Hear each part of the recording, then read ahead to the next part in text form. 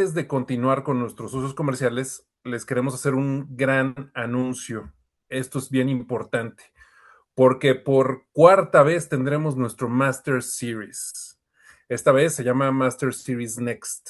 Y vamos a cambiar un poco la fecha y la estamos cambiando precisamente por temas relacionados con los costos, lo que le cuesta a todos nuestros asociados venir y participar en este evento. Lo sacamos de la época del Mundial.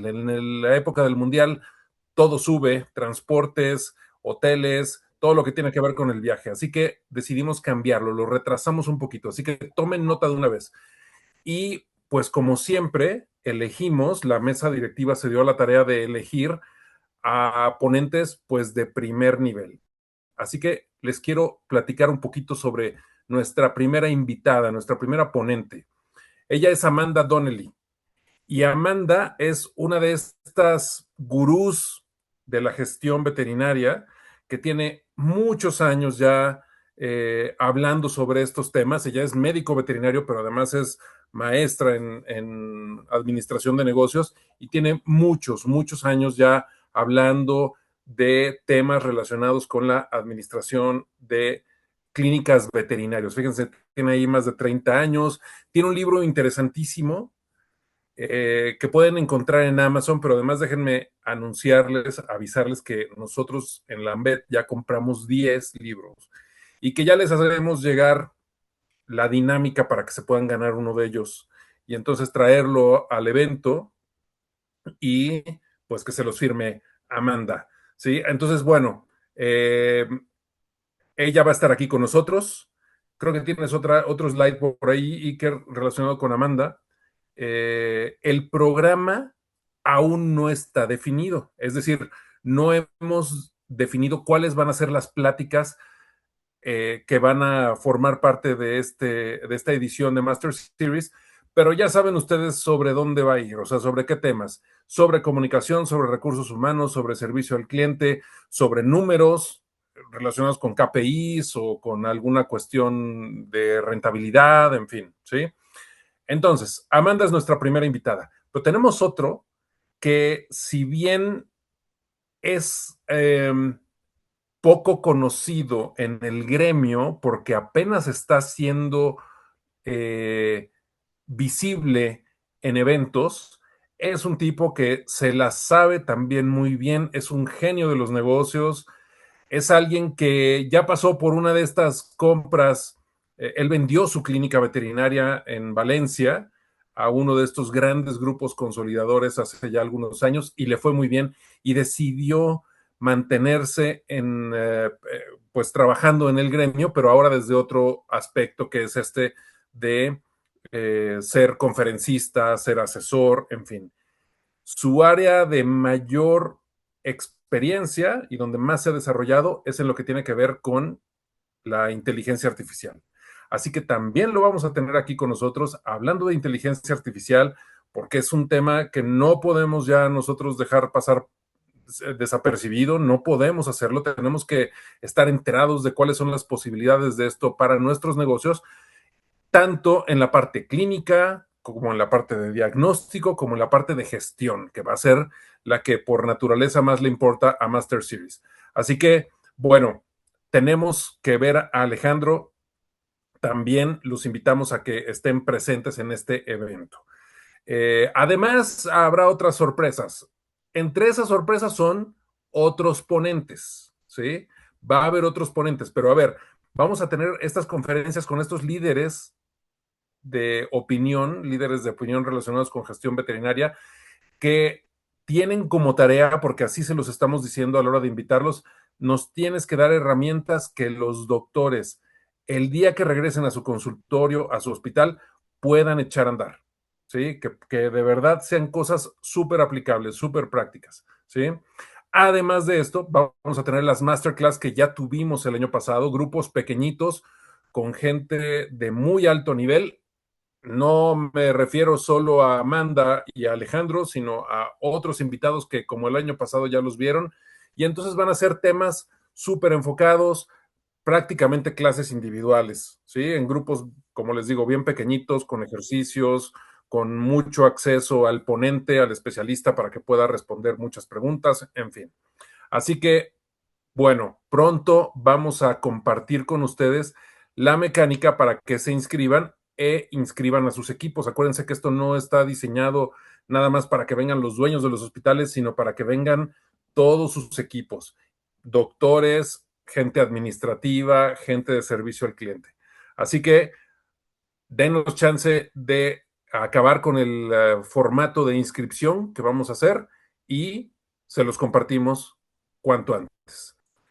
Gracias. Oigan, bueno, pues no nos extendemos más después de esta información pues valiosa que nuestros socios comerciales nos comparten. Y le quiero dar el micrófono a Iker Asteinza, que es el presidente de la asociación, y a Carlos Hernández, a quien ya veo con el micrófono y la cámara prendidos, que son quienes van a llevar hoy pues el tema que nos atañe, que tiene que ver con maltrato animal y responsabilidad médico-legal. Carlos, bienvenido. Iker, te dejo el micrófono. Buenas noches a todos. Gracias Alex, gracias a todos los socios comerciales. Y bueno, pues también quiero decirles a todos los que nos están escuchando que si tienen preguntas, por favor nos las hagan llegar a través de las preguntas y respuestas que tenemos en Zoom y ya estará Armando o Alex ayudándonos para poder canalizar estas preguntas. Recordemos que todo este tema de legal, tenemos la fortuna de contar con un despacho de especialistas que nos apoyan para los asociados y bueno, lamentablemente lo utilizamos cada vez más y en este caso está el representante y el mero de este despacho de abogados, que es el licenciado Carlos Hernández. Carlos, ¿cómo estás? Buenas noches. Hola Iker, buenas noches, muchísimas gracias por el espacio y pues aquí acompañando a Lambet. Y sí, pues tristemente se ha vuelto algo muy recurrente en la práctica médico-veterinaria que ocupen de los servicios legales y bueno, esta iniciativa de Lambet que ha dado buenos resultados, creo, para que puedan enfrentar las contingencias o mitigarlas en algunos casos. Sí, sin duda, Carlos. La verdad es que hemos tenido una buena respuesta, muy buenos comentarios acerca del trabajo tuyo y de tu despacho. Y bueno, el día de hoy vamos a hablar acerca de esta cuestión como de maltrato animal. ¿Por qué es importante? Porque cada vez lo tenemos más presente, sobre todo en los que estamos en la Ciudad de México. ¿Por qué? Porque en este caso, la ley de bienestar animal de la Ciudad de México es la que aplica principalmente en este tipo de situaciones. Entonces, vamos a comenzar diciendo por qué es importante el tema. Bueno, las denuncias van creciendo, la autoridad está obligada a dar seguimiento a todas estas denuncias y pues el cliente realmente muchas veces sin mucho, sin nada que perder, puede ir y meter esta queja y se tiene que seguir sí o sí por parte de nosotros a responder ante la autoridad. Es decir, no es opcional, insisto, esto es una cuestión más para la Ciudad de México, pero ojo, porque realmente, uno, la mayoría de nuestros asociados están en la Ciudad de México y número dos, pues esto normalmente tendiente será a que llegue a todo la República Mexicana. Entonces, es un problema real. También no queremos ser amarillistas, ni mucho menos. La gran mayoría de las veces, si se hace correctamente, no procede, pero sí o sí tenemos que contestar. Y aquí la primera pregunta que te haría, ya entraremos qué se tiene que entregar y todo esto. Carlos, ¿por qué es importante que un abogado como tú o el que decida cada uno de sus asociados nos acompañe a responder ante la autoridad? ¿Qué diferencia tiene si dicen, tenemos un requerimiento que aparentemente solo dice entregar expediente? Lo tenemos, estamos confiados en lo que lo tenemos bien, ¿qué hace la diferencia de que un licenciado como usted, como tú y como los de tu despacho nos acompañen a responder ante la autoridad? Gracias, Iker. Sí, mira, hay un tema que hemos estado viendo en en la integración de las carpetas de investigación, y esto es que las fiscalías están dándole carácter de testigos cuando las denuncias claramente los tutores de los pacientes las están presentando en contra de las clínicas médico-veterinarias. Entonces, esto es una trampa porque cuando a mí me piden como clínica veterinaria en calidad de testigo que entregue una información, tengo obligación de entregarla. Pero después, con esa misma información, lo voltean y entonces ahora sí ya me dan el carácter de imputado que tengo desde el principio, porque así me señaló quien presentó la denuncia.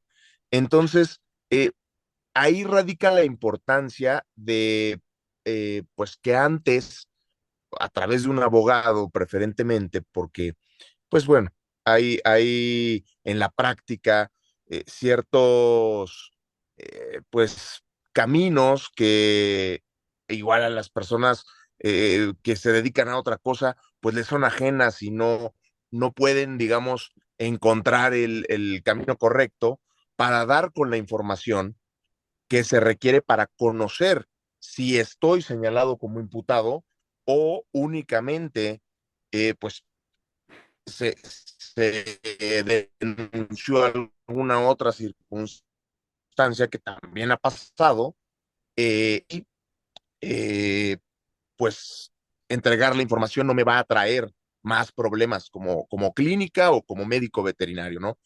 A No ver, quiero decir Carlos, con esto que hay que, déjame, déjame, sí, déjame comentar. Esto, bueno, yo he visto dos situaciones. Una es que entre dos propietarios, quizás un perro atacó al otro o alguien atacó, te piden a ti como hospital que entregues un expediente para demostrar que efectivamente ese perro se trató, se cuidó, etcétera.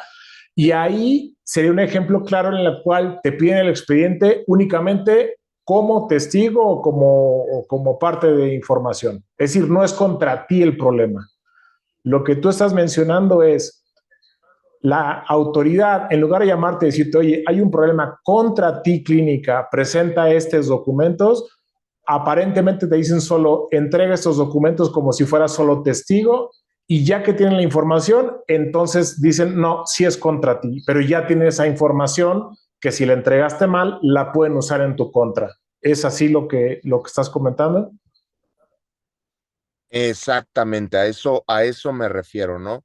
Justo eh, cuando se trata de una situación de terceros en donde la clínica veterinaria únicamente participó para efectos de darle atención a un animal que probablemente tuvo una circunstancia externa que no tiene nada que ver con la clínica y tal, pues sí, entregar la información puede ser lo más práctico, pero el tema es que estos requerimientos no dicen. Entonces, esa es la trampa a la que yo me refiero, pero tal cual lo dijiste perfecto, mi querido Iker. Muy bien, esto muchas veces nos causa conflicto a los veterinarios porque dicen, bueno, ¿cómo maltrato yo? ¿En qué momento lo maltraté? O qué hice mal? Aquí es importante dar el contexto, primero, de que la parte inicial en Ciudad de México es el Código Penal, el cual es un delito, y ahora como seres sintientes y demás, hay una especie de laguna, Carlos, que tú nos podrás explicar mejor, pero nos ha tocado inclusive demandas de lesiones que oficialmente se hace solo contra personas y pues por lo menos te quitan tiempo y demás y por ahí te cuidas y sí causa un problema. Y la segunda es la ley de protección animal, que también tiene que ver con no solo maltrato, golpes, demás, que es lo que primero viene a la mente, sino también es omisión. Significa tú no hiciste las cosas en tiempo y forma, tú dejaste de hacer algo, tú omitiste algo y eso lo pueden catalogar como negligencia y eso causarte justamente un problema, ¿no? Así es, desde la práctica médica tenemos una serie de lineamientos que ustedes conocen obviamente mejor que yo y tienen que ver con el deber de cuidado y pues justo este conocimiento que me obliga, al tener este conocimiento de que un medicamento se tiene que administrar en ciertas condiciones, al tener este conocimiento de que pues no puedo exceder determinadas dosis dependiendo, atendiendo al peso de la especie y demás, pues esto me obliga a observar estos deberes de cuidado que en caso de no observarlos, sí se puede traducir en un tema de maltrato a partir de la omisión en la aplicación del conocimiento al caso concreto, ¿no? Sí, aquí es importantísimo, bueno, ya lo veremos más adelante, pero esta cuestión muchas veces, por ejemplo, nos ha tocado ver reclamos en los que no acabamos el proceso de diagnóstico. No significa que tiene que salir positivo todos nuestros tratamientos, que tiene que salir bien el paciente. Lo que juzgan es que hayamos seguido el proceso médico correcto, que se hayan tomado las decisiones de acuerdo a estudios, a laboratorios, etcétera. Ya lo iremos viendo un poco más, pero aquí es importante aclarar que muchas veces decimos, bueno, es que pues se fue, ¿cómo voy a saber? Pues la gente va a otro lugar, otro veterinario le dice, no, es que debió haberle hecho tal y tal cosa y no lo olvidó y cómo es posible, etcétera. Y con eso se va la gente a reclamar por el trabajo que estás haciendo. Aquí lo importante y la autoridad sí reconoce que tú no tienes por qué saber qué es lo que va a pasar posteriormente, pero lo que sí juzga es que tú vayas dando el seguimiento paso a paso. Entonces, ¿qué es lo que buscan con la investigación? Es a través de la Fiscalía, en este caso el Búnker en Ciudad de México, y la Policía de Investigación principalmente. ¿Y qué es lo que están buscando? Cómo asociar, en este caso, que tú hayas efectivamente o alguien haya hecho algún daño hacia la mascota, negligencia o falta de documentación. Esto es sumamente importante que lo platiquemos con nuestros médicos, porque creo que a todos nos ha pasado que te dicen, yo sí se lo dije, yo sí le advertí, y cuando preguntas cómo lo hiciste verbalmente, no existe, tiene que estar por escrito todo. Entonces, aquí es importante que tomemos acciones en nuestro día a día, en el trabajo, minuto a minuto en la clínica, para tener todo por escrito. Si mandamos una indicación de supervisión o de consulta de seguimiento, apuntarlo. Si se habla de riesgos durante la cirugía, tenerlo por escrito. Si se habla de complicaciones, ponerlo. Todo ese tipo de cosas es importante tener registrados, ¿no, Carlos? Porque si no, pues de dicho podemos decir lo que sea y el otro lado también va a decir no me dijeron, ¿no? Entonces va a quedar de dicho contra dicho. Sí, correcto, correcto. Hay que documentarse y documentarse es protegerse. Al final, creo que ese es uno de los grandes retos y de los grandes hitos que tiene que lograr hoy día también la medicina médico-veterinaria, ¿no? El tema de crear expedientes que permitan trazabilidad respecto de todo el procedimiento que se realiza y que a partir de eso, pues cualquier otra institución o cualquier otro experto en materia de medicina médico-veterinaria pueda, eh, pueda, pues, palomear, digámoslo así, o validar el trabajo realizado en las clínicas, ¿no? Por eso creo que es muy importante lo que mencionas respecto a documentar cada cada proceso, pero no solo cada proceso, sino también cada comunicación que guarda el médico tratante con los tutores pues sí, los tutores de los pacientes. Ahora, puede ocurrir que nosotros por teléfono le demos información. Lo que es importante es registrar en el expediente, se comunicó por teléfono a las 12:50 con el propietario Juan Domínguez, que el paciente no va así, Es decir, parece obvio, muy simple y demás, pero al final de cuentas, lo que se busca es una lógica en lo que se va poniendo. Por supuesto, siempre entregar un documento por escrito y que te firmen de recibido tiene mayor valor, pero al final de cuentas no tenemos que dejar de registrar cada comunicación con nuestros propietarios para que quede todo el registro en el expediente y cuando lo pida la autoridad podamos fácilmente llegar a él.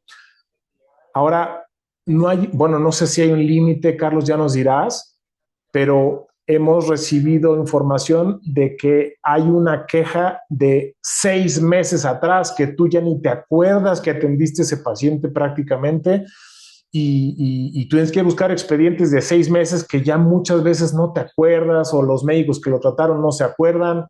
Entonces, ¿tú sabes, Carlos, si hay algún límite de prescripción de esto o no hay un dato como tal en este momento sobre eso? Mira, sí lo hay. Para el tema de todos los delitos perseguibles por querella, prescriben en el plazo de 1 año. El tema es que también hay un recoveco en la ley, en la escuela de derecho le llaman el cajón del sastre, ¿no? Donde encuentran botones y demás. Eh, el tema es que cuando me doy cuenta de que hay una negligencia, todavía puede volver a actualizarse el plazo para presentar una denuncia. Que si ocurre, y esto también creo que tiene que ver con lo que dices, las cargas en las fiscalías, las cargas laborales son tremendas, entonces tiene una cantidad de asuntos impresionante y de pronto igual hacen alguna diligencia por ahí, le toman la declaración al propietario o tutor de un paciente y ya después empiezan a pedir la información, empiezan a recabar los expedientes clínicos y tal, y es también por ello que tiende a pasar mucho tiempo antes de que nos requieran esta información. Y entonces esto no tiene tanto que ver con el tiempo en el que presentaron la denuncia al Ministerio Público, darle trámite a la misma denuncia. Entonces, ya digo, sí habrá casos muy excepcionales en donde el tema de la temporalidad sea una defensa para las clínicas veterinarias, los hospitales veterinarios, pero son excepcionales. Yo sí pienso que normalmente los tutores accionan de forma más o menos inmediata, pero pues es la carga laboral también de las fiscalías la que está retrasando que nosotros como hospitales veterinarios conozcamos de la presentación de esas denuncias, ¿no? Carlos, tenemos una pregunta de Carolina Hernández. Nos pregunta que en caso de que un tutor solicita una alta voluntaria, es decir, que ya no quiere tratamiento o no quiere la cirugía o se lo quiere llevar al paciente, también pide el expediente clínico si estamos obligados a proporcionarlo. Acá valdría la pena que nos comentes un poco la diferencia legal entre el expediente clínico que podría ser interno y un reporte médico que podría ser diferente, ¿no? Claro, mira, el expediente clínico implica toda la comunicación, o sea, desde el consentimiento informado, en el momento en el que llega el paciente a solicitar, o bueno, más bien, en el momento en el que llegue el tutor a solicitar la atención médica de un paciente, se le recibe, se le da el consentimiento informado, se le hace saber cuál es el diagnóstico a partir de los estudios que se realizan, ya pueden ser, pues, estrictamente clínicos o como tal, pues de laboratorio y todo esto. Y todo eso está, todo eso forma parte del expediente clínico. Tenemos ahí un abismo, ¿no? Un hoyo negro, porque hay una norma oficial mexicana que sí nos obliga en materia de medicina humana, pero en materia de medicina veterinaria, pues todavía no está muy claro qué es exactamente lo que tiene que integrarse en un expediente clínico. Y sí es muy distinto a lo que en la práctica médico-veterinaria se denomina informe médico. Cuando llegan los propietarios y solicitan el expediente clínico, pues hay que ver, ¿no? Porque, por ejemplo, en esos expedientes clínicos probablemente haya estudios de laboratorio que pues muchas veces incluso los propios, los propietarios se niegan a pagar. Ha pasado en algún caso por ahí que se llevaron a cabo los estudios y de repente, pues, el viejo truco de no, yo no acepté Yo no lo que hicieran, que autoricé. practicaran estos estudios, ¿no? Exactamente, yo no hice la autorización. Y entonces, si no está documentada la autorización y no está documentada, pues se vuelve ahí complicado. Por eso lo importante, insisto, de documentar toda esa comunicación. Y en esos casos, pues, ¿por qué le voy a entregar a un tutor un expediente que viene con incluso estudios de laboratorio o radio, qué sé yo, que no está queriendo hacerse cargo desde el punto de vista económico, ¿no? Y en ese caso yo creo que no habría obligación. Cuando no es así y el tutor cooperó en todos los sentidos y pues digamos, sufragó el costo, pues creo que tiene derecho a recibir el expediente clínico, ¿no? Y también ahí radica la importancia de integrar debidamente un expediente clínico y para esto, pues habrá que hacer comunidad para crear protocolos y demás y además difundirlos y ya tocará a lo mejor en un tema de enlace legislativo buscar la forma de que eso crezca y haya protocolos para integrar un expediente clínico y lo podamos a partir del AMBET, pues comunicar y que se integren debidamente, porque de pronto también creo que pues somos, o, digo, también es el tema de la temporalidad, pero Ahora, sí creo te iba a que, comentar, Carlos, sí, que por lo menos perdón, nosotros internamente, bueno, en el hospital, no entregamos nada de indicaciones médicas, de comunicaciones internas, absolutamente nada de eso. ¿Qué sí incluimos cuando nos los sí, piden?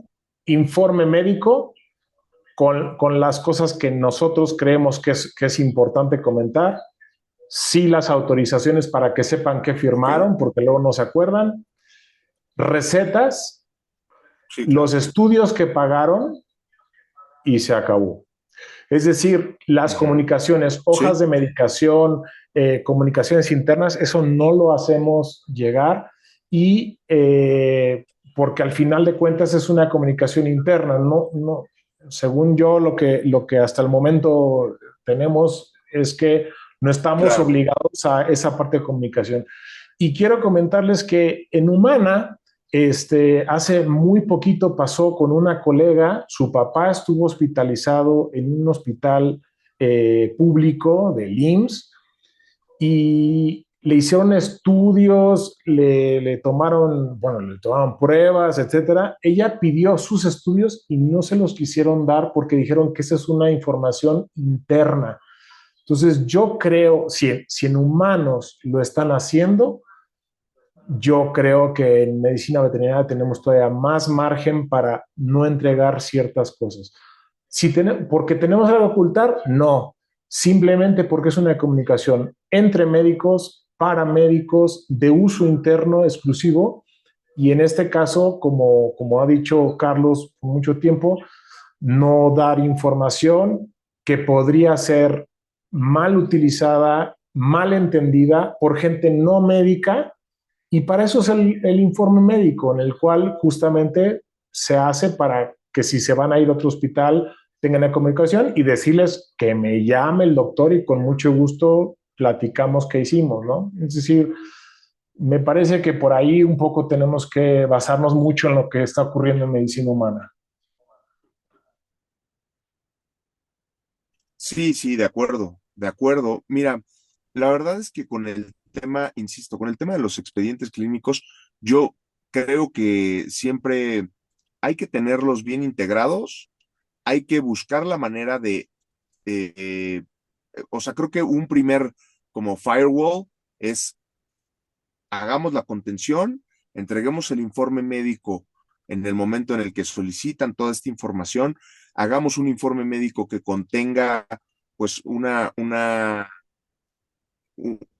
buena información que le sirva al tutor y si vienen después los requerimientos de las instituciones, pues eso claro que hay que primero enterarnos bien de cómo está la denuncia y ya después hacer una valoración para ver en qué contingencia me puedo meter, si presento la información así nada más o si utilizo el tema de esto que hemos platicado ya tanto de el derecho a la no autoincriminación, ¿no? Yo no tengo por qué entregarte a ti las armas con las que después vas a querer venir a perjudicarme. Entonces, creo que sí, o sea, tienes toda la razón. Y con el tema de la medicina humana, me parece que es una muy buena guía, pero insisto, en materia de medicina veterinaria todavía no hay nada, vaya, empieza a crecer la regulación, pero nada cuando menos en cuanto a expedientes clínicos, ¿qué deben de contener? Por eso yo creo que como organismo, la AMED puede ser una punta de lanza para empezar a dar directrices y protocolos de qué es lo que debemos de tener integrado en el expediente y sobre todo esos consentimientos, esas autorizaciones para que, o esos rechazos a que se realicen determinados estudios y tal, son muy útiles y pueden tener ahí, pues, la defensa más clara, ¿no? En el caso de una contingencia legal. Carlos, esta regla en legal es importantísima. Si no está escrito, no existe. No se vale, yo le dije, yo se lo aclaré, etcétera. Es decir, si no está por escrito, pues básicamente la otra contraparte puede negar que lo hayas hecho y se queda ahí en entredicho esta cuestión, ¿no? Pero te quiero preguntar, y es una pregunta que también nos hacen, es si lo tengo grabado con las cámaras de seguridad, eso lo puedo utilizar como elementos para defenderme. Antes de que contestes, quiero comentarles que pues eso resulta muy difícil en muchos casos. ¿Por qué? A nosotros nos llegó una queja de estas casi un año después. Es muy difícil que un sistema de grabación de circuito cerrado te guarde estos videos por tanto tiempo, ¿no? Entonces, ya cuando quieres acceder a la información, porque aparte tú pensabas ni era un problema, ¿no? O sea, no lo veas como un problema potencial, porque cuando es un problema potencial, medio los guardas y tienes ahí cómo tratar de defenderte.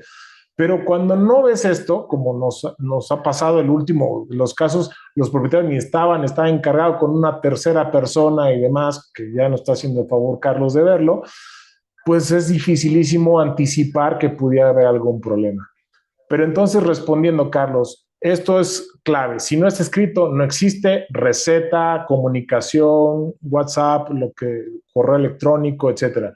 Pero suponiendo que sí tuviéramos una grabación de tanto tiempo y demás, tenerlo en video grabado sí puede ser una herramienta para defendernos. Sí, claro. De hecho, los videos en materia penal se consideran prueba documental. Los videos, sí, sirven perfectamente y únicamente tienen un tratamiento, ¿no? Para poder exhibirlo, sobre todo cuando se trata de un tema, en este caso no aplica, pero cuando se trata de un tema de integrar una carpeta de investigación, no de defendernos de una carpeta de investigación, pues tiene cierto tratamiento que hay que seguir, hay que, pues, tomar registros del aparato o el dispositivo a través del cual se grabó y tal, pero totalmente sirve Iker y hace las veces de una prueba documental. Perfecto. Alex, ¿estás por ahí? Tienes una intervención. Oye, sí, Carlos e Iker, déjenme plantear una cuestión aquí que nos Amador nos escribe. Y es algo que más tiene que ver con una opinión, pues diría yo, gremial, que con la parte jurídica, Carlos, y por eso me atrevo a intervenir tantito, nada más para poner una pregunta sobre la mesa y a ver qué nos contestan los participantes de hoy, ¿sí? El expediente con el informe debe de cobrarse, es decir, cuando un cliente nos pide el expediente, ¿deberíamos de cobrar o no? Sé que esto está fuera de tu área, Carlos. Quiero poner la pregunta ahí, nada más para ver qué nos contesta quien nos está escuchando hoy. Y mientras nos contestan aquí en la parte de preguntas y respuestas o en la parte del chat, déjame decir algo que eh, nos dice Diego Valdivieso y tiene que ver justo con lo que estabas preguntando tú ahora, Iker. Tiempos de acción. Cuando nos requieren expedientes, hay un tiempo de acción en el que tengamos que responderle al cliente o bien qué tanto tiempo después nos puede estar alguien pidiendo un expediente médico, ¿sí? Apago yo mi cámara y mi micrófono y ahorita vemos qué nos dice la gente sobre la cobrada o no. Ahí los dejo con la última pregunta. Entonces, ayúdenos a contestar, por favor, si ustedes cobran o no los informes médicos. Yo sí conozco a algunos colegas de hospitales que cobran los expedientes, pero me gustaría saber qué hacen ustedes.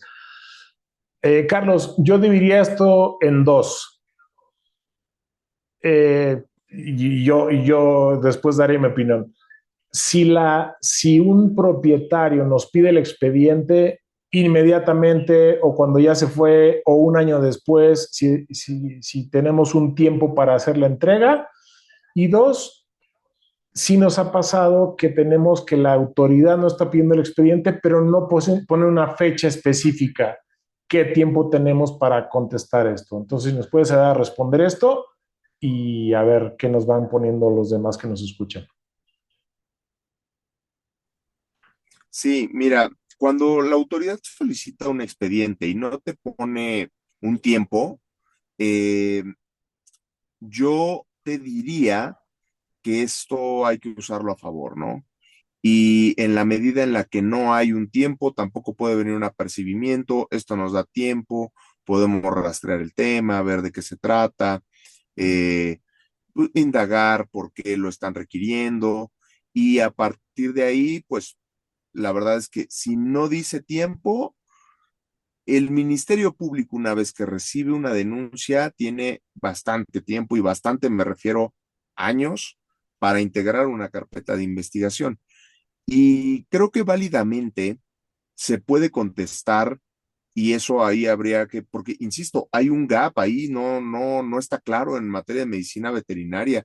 Entiendo que en el tema de medicina humana sí existe un plazo en el que uno tiene que reservar los expedientes de los pacientes, y es un plazo amplio, 10 años me parece.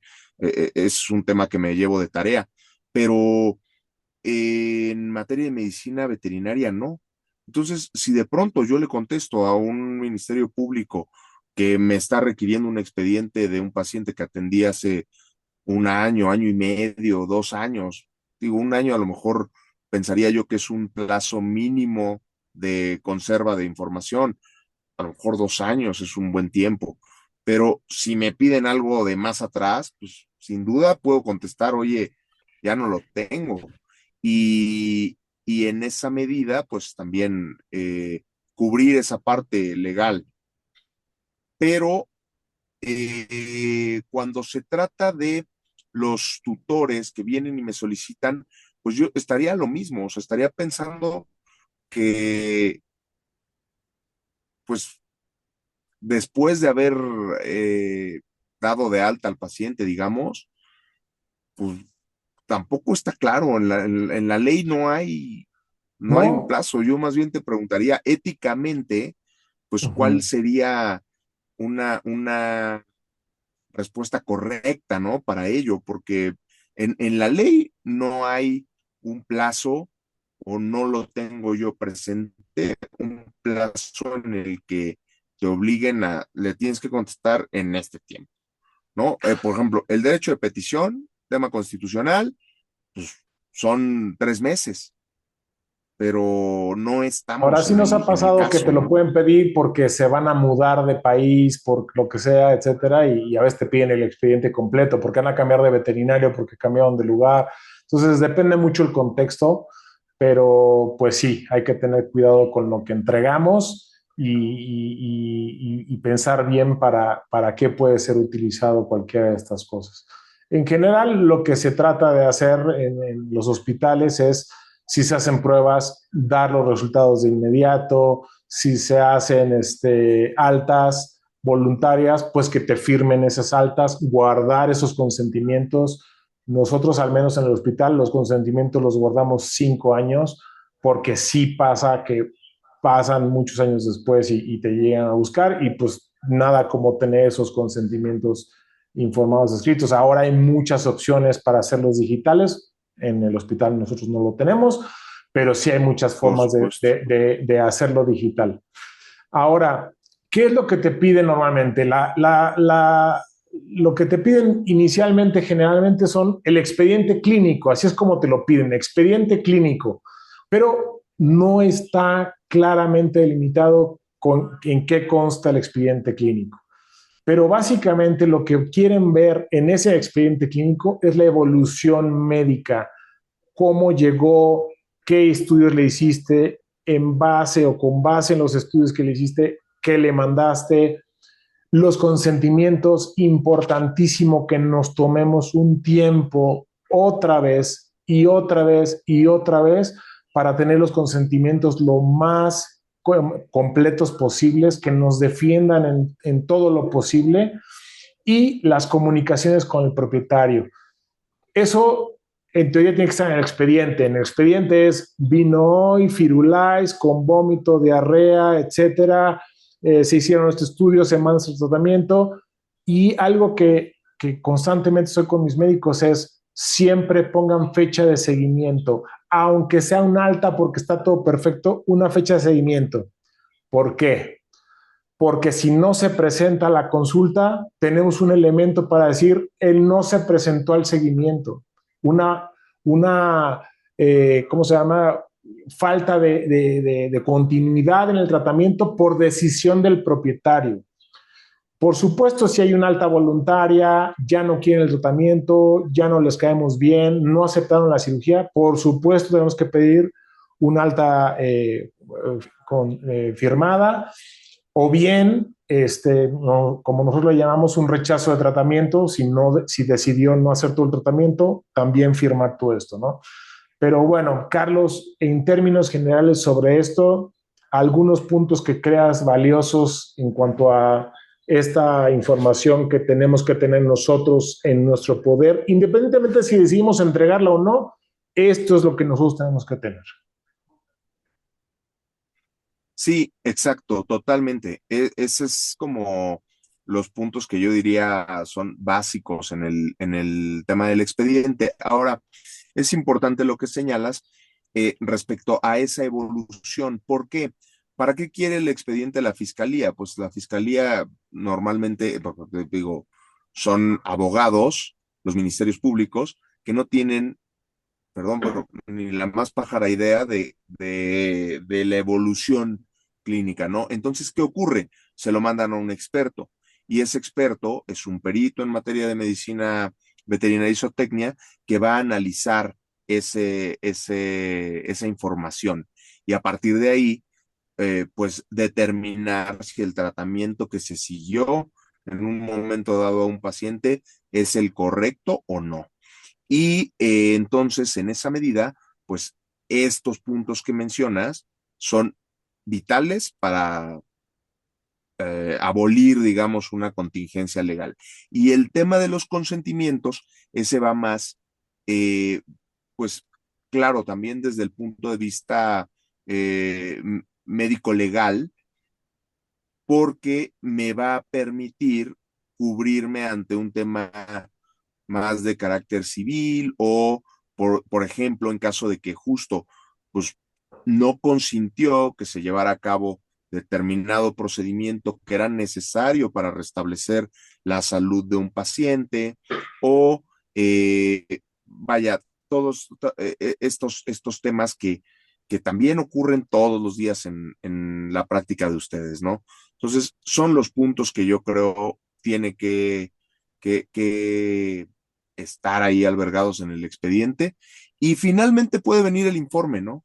Finalmente puede venir el informe médico que también se integra al expediente y que sea ese el que se le llegue a proporcionar al propietario. Alex, adelante, ¿qué pasó? ¿Qué nos respondieron los que nos escuchan? ¿Sí cobran o no A cobran ver, los informes? mira, ahí te va. Daniel Borrego, no, creo que no se debe de cobrar. Jessica dice que sí se debe de cobrar porque lleva tiempo y además porque muchas veces lo piden porque van molestos y se van a ir a algún lado, entonces sí hay que cobrarlo. Alejandro Muñoz, sí se debe de cobrar. Antonio Velázquez, en Humana se cobran. Entonces asumo que por lo que nos dice Toño, pues bueno, sí habría que cobrarlo. Elizabeth Rodríguez, sí cobramos. Los reportes médicos, aún para las aseguradoras, sí se cobran. Nos dice alguien más que no identificó trae alguna clave ahí el nombre. Eh, eh, en fin, espectador anónimo dice sí cobro. Son más de los pocos que nos contestaron, son más los que dicen sí cobro que los que dicen que no. Diego Valdivieso también dice sí los cobramos. Dice que porque muchas veces las aseguradoras son las que lo piden, entonces que sí se cobra. En fin, eh, son más los que sí cobran, lo que quiero decir. Ahora, ¿Tú cobras, déjame Alex? hacer un informe médico. No, yo no lo cobro. Nosotros tampoco. No, sí, no. Ok. Pero no puedo estar en contra de los que sí lo cobran, ¿eh? O No, sea, no, la no, verdad que no. no. No, nada Sí, más es definir, o sea, bueno, saber qué es lo que hace cada quien y por qué. Me parece que es válido todo. Por ejemplo, hay hospitales que no cobran el informe, perdón, la carta de salud para viaje porque dicen son mis clientes, yo ahorita más lo hago. Esas sí las cobro, por ejemplo, nosotros sí las cobramos. Entonces, me parece que cada quien. sí. Lo que sí es un hecho es que luego la gente molesta, te pide un informe médico y te dice ni lo quiera ahorita. Y en ese sentido, Ah, ya sí. nos da Carlos, pero no estamos obligados a entregarlo de inmediato. Podemos ir en 24 horas o en 48 horas o en 72 horas y no estamos obligados a tenerlo en ese momento.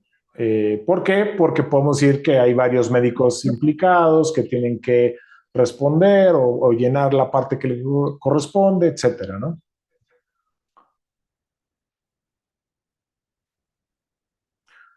Sí, no, totalmente. Yo creo que a ver, al final también ustedes están atendiendo y los médicos tratantes están atendiendo pues otros temas y yo no sé si yo fuera médico veterinario si cobraría los informes médicos, pero es un hecho que por ahí alguien dijo es que toma tiempo, sí, y el tiempo pues al final del día vale. Cuesta. Entonces, sí, claro. Entonces, pues bueno, pues sí, es ahí un tema. Y lo que sí es un hecho es que cuando llegan y lo exigen y tal, y de forma prepotente y demás, como ha pasado en algunas clínicas, pues no, o sea, no hay tema con tener incluso, yo he visto en alguna clínica veterinaria, un hospital, un letrero que dice, los informes médicos se entregan después de 72 horas de haberlo solicitado. perfecto. O sea, está informado ahí, oye, pues sí te lo voy a dar, pero pues vas a tener que darme un tiempo porque hay médicos tratantes que no están ahora en el turno, porque están atendiendo otra situación, porque vaya, por mil razones, ¿no? Entonces, pues sí, yo creo que a veces hay que también, pues, perdón, pero educar a la gente a que hay que ser un poco pacientes y que no todo es ahorita porque yo digo y porque además pagué, ¿no? Carlos, vamos a ver este slide en el que tenemos que enfocar lo que entreguemos a la autoridad, ya sea expediente clínico, autorizaciones, lo que lleguemos a entregar, toda la documentación tiene que tener una lógica clínica. Cómo llegó, qué se decidió hacer, qué estudios hicieron, qué rechazó, qué no rechazó, en qué proceso diagnóstico íbamos. Es decir, muchas veces decimos, híjole, es que, por ejemplo, se le hizo ultrasonido, pero ya no aceptó la biopsia y después resultó que tenía un tumor. Bueno, eso no es un problema médico, es decir, no llegaste a ese diagnóstico, pero tú ibas en el camino correcto. Entonces, aquí es Claro, importante demostrar que el proceso diagnóstico iba en tiempo y en forma. Las decisiones médicas, por así es. supuesto, basadas en evidencias, y también las intervenciones del propietario. No autorizó una cosa, sí autorizó esto otro, estaba de viaje, no regresó, etcétera. ¿Cuál es la idea? Que Así es. todo lo que estamos entregando tenga lógica, porque si no tiene lógica, por lo menos, si no es, va a parecer negligencia. Dejaste de hacer, tú no hiciste el estudio.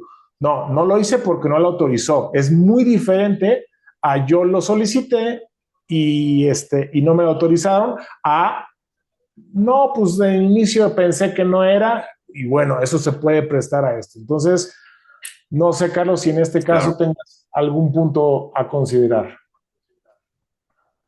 No, no, de acuerdo, de acuerdísimo. Bueno, Carlos, nos hacen varias preguntas acerca de la validez que tienen las autorizaciones digitales. En cuanto a los documentos, pues, que tú conoces en legal, eh, Sí, todas tienen que ir con este AccuSign que le llaman, o puede ser nada más firmada y luego escaneada. Es decir, cómo si es válida y no es válida una autorización, por ejemplo. ¿Qué pasa si el propietario no está en el país y le mandas por correo, oiga, autoriza, y te mandan un correo electrónico, eso sí se considera una autorización? ¿Qué nos recomiendas en esto? sí, sí se considera una autorización. Te voy a decir, hay mucha ya jurisprudencia. Estamos en la era digital. Las comunicaciones se hacen cada vez más a través de medios electrónicos y esos medios electrónicos dejan huellas, dejan vestigios, lo que se denomina la metadata, ¿no? Entonces, cuando hay un correo electrónico, por ejemplo, pues sí, por supuesto, tiene una cadena de seguimiento que permite rastrear y, y atribuir a una persona en concreto la respuesta. Entonces, eso funciona perfectamente un correo electrónico, funciona perfectamente un WhatsApp, siempre y cuando también podamos ligar ese teléfono, que no es difícil. O sea, al final, si yo me meto a mi conversación con Iker y le doy clic al icono del contacto de Iker, ahí me aparece tu número de teléfono. Entonces, y si ese mismo número de teléfono coincide con el número de teléfono que de puño y letra anotó el tutor del paciente en la hoja, en la primera hoja del expediente, pues por supuesto que ahí está evidenciado que se trata de esa persona con quien estoy teniendo la comunicación. No es difícil obtener esa trazabilidad. Y es que aquí lo que es muy importante para la materia penal es la credibilidad. Si yo, vaya, porque ocurre que yo me invento una comunicación, pues es muy fácil detectar cuando esa comunicación sí existió y cuando esa comunicación es creada después, ¿no? Entonces, Oye, Carlos, sí, funciona, y funciona el correo electrónico, esos documentos de DocuSign funcionan, dime. en este sentido, por Sí, ejemplo, muchas de las autorizaciones que tenemos dicen la persona Juanita Pérez que se presenta, se ostenta, o no sé, tú sabes los términos médicos, los términos legales, pero se sí, ostenta sí. como el propietario de esa mascota, aunque la verdadera mascota está de viaje. Con ese documento, yo digo, Juanito Pérez está diciéndome a mí que es el propietario y quizás es más fácil porque el otro tienes que echarte la trazabilidad y demás. Aquí tienes que tener un adulto que firme Sí, por no, esto y es más fácil, ¿no? total, claro, total. Sí, a ver, si la persona está ahí en vivo, pues le recabas la firma y listo, ¿no? Es la Aunque persona que no llegó sea con oficialmente el con la propietario, mascota, pero porque, si es el chofer, pues que el chofer firme, ¿no? Pero por ante supuesto, nosotros, ante ese documento, el chofer se está presentando como el propietario. sí, claro. Ok. Alex, adelante. A ver, Carlos, esta pregunta sí, esta es mía y te quiero preguntar desde tu percepción. Un cliente, ya sea molesto o ya sea porque, como dijo Iker hace un rato, va a cambiar de país, nos pide un expediente. Por supuesto que lleva tiempo, por supuesto que nos interrumpe las actividades, pero más allá de esta parte que cobramos, bueno, o más bien mi pregunta es, ¿hay algún eh, beneficio de entregarlo rápido? Es decir, así como decir, yo no tengo nada que ocultar, aquí está todo mi expediente médico completo, aquí lo tienes, independientemente de que se cobre o no se cobre. El hecho de entregarlo rápido, de no hacernos del rogar o de que eso parezca, ¿no? De que, ay, la estamos haciendo cansada y que no queremos entregar y todo lo demás. De repente, si fuera motivo de algún pleito legal, ¿beneficia de alguna manera o no? No veo, hola Alex. No veo que haga ninguna diferencia, Alex. La verdad es que te voy a ser muy franco. O sea, si el tutor es una persona que quiere problemas y que quiere presentar denuncias y esto y el otro, se lo entregues pronto, se lo entregues después, va a encontrar la forma, ¿no? Y igual no le va a parecer. Creo que eso sí tiene que atender más a un tema de los tiempos de la clínica, yo o del hospital y de los médicos que intervengan en la elaboración del informe. Yo jamás diría, oye, ¿sabes qué? Deja de operar al paciente y vete a hacer el informe. Pues no, por supuesto que no. O sea, y al final no, desde el punto de vista legal, el que yo se lo haya entregado de forma inmediata en cuanto me lo solicitó, no va a cambiar absolutamente nada eh, eh, de, de la intención, digamos, de investigar y de buscar O sea que, algún error en la práctica médica. Carlos, o sea que legalmente no dicen, se tardó mucho, seguro lo estuvo inventando. No, no tienen por qué presumir que hubo un dolo o una cosa ahí Mm. mala. Sí, no, la verdad es que no lo veo. Ahora, por lo que estás respondiéndonos, Carlos, en tu experiencia, tampoco la intención de ese cliente cambia porque diga, ay, chin, me lo entregaron muy rápido. No, Esto no es una invitación a que lo hagamos lento, ni a que nos hagamos del rogar, ¿no? Pero bueno, no hay ningún beneficio en ese no, lado. por supuesto. Ahora, déjame simplemente unir una pregunta aquí de Daniel Borrego, que tiene que ver Sí. un poco con esto. Si el perito da un diagnóstico de acuerdo a lo que se le mandó, ¿es debatible o no? ¿Es debatible por el médico veterinario tratante o no? O sea, si el fallo no es a Mira, favor, podemos Exacto, quejarnos o podemos pedir una revisión, Carlos. exacto.